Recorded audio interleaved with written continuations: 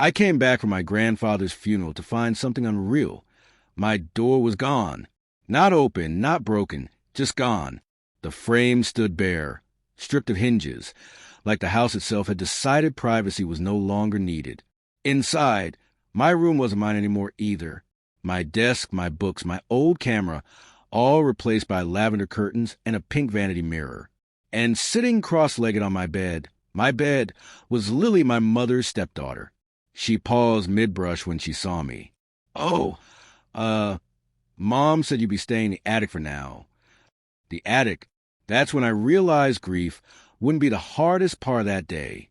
Just a week earlier, in the hospital, Mom had been crying, or pretending to. Grandpa was the only man who'd ever defended me after Dad left, the only one who saw through her soft-spoken cruelty. When he died, I knew I'd lost my last line of protection. She didn't waste a second. While I stood by his coffin, she was already erasing me. I still remember when she met her new husband, Tom. She smiled like a schoolgirl again, giddy, glowing. I wanted to be happy for her. I really did. But happiness blinds people. Slowly, she began trading away pieces of me for her new family. Dinner seats, weekends, her attention. Then came Lily.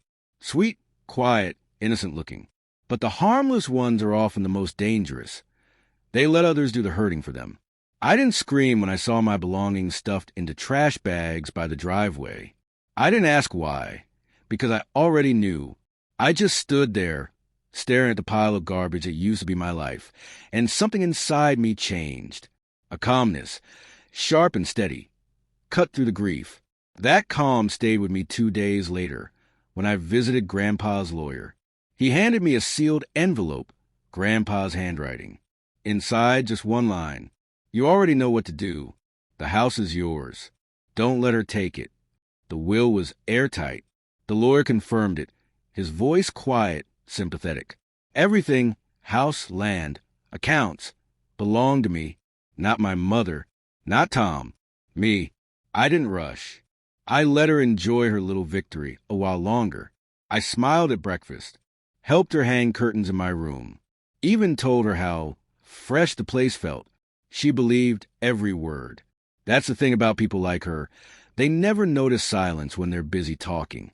The day I put my plan into motion, the house was still. Tom had taken Lily shopping. Once their car disappeared down the street, I made the call. By the time Mom came downstairs, coffee mug in hand, there was a man in a suit waiting in the living room. "Mom," I said evenly, "this is Mr. Gresham, Grandpa's lawyer."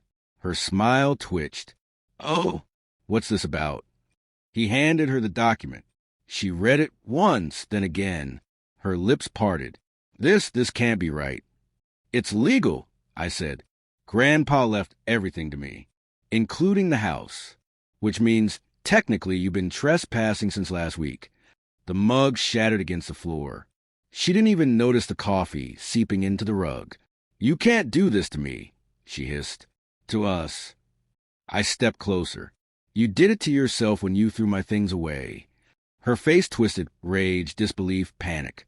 "I was making space for your sister." "She's not my sister," I said quietly. "She's your reminder." Tom came home to chaos, her screaming, packing, throwing clothes into suitcases. He tried to reason with me. I handed him a copy of the will. Halfway through reading, his voice broke. "Legally," I said, calm as ever, "you both have until tonight to vacate. I'd rather not involve law enforcement, but I will." They left before sunset. I stood on the porch as Mom glared from the car, eyes wild. "This isn't over," she spat. "You'll regret this." I almost laughed. "You said the same thing when I was 15 and wouldn't call him Dad." She froze. "Funny," I added. "I don't regret that either." Then I closed the door. The silence that followed was mine again. My space. My justice. I walked into the room that had once been mine. The lavender curtains still swayed in the breeze. I didn't tear them down. I didn't need to. The real victory wasn't throwing her out. It was watching her realize she'd lost something she thought she'd already taken. People say revenge feels sweet.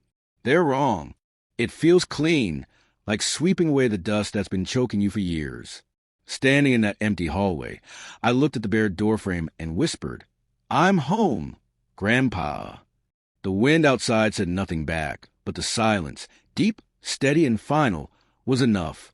She called once that night. I didn't answer, just listened to the phone buzz, steady and desperate, until it went quiet. And for the first time in years, I slept in my own bed again. I didn't ruin her life. I just handed her back the wreck she made of mine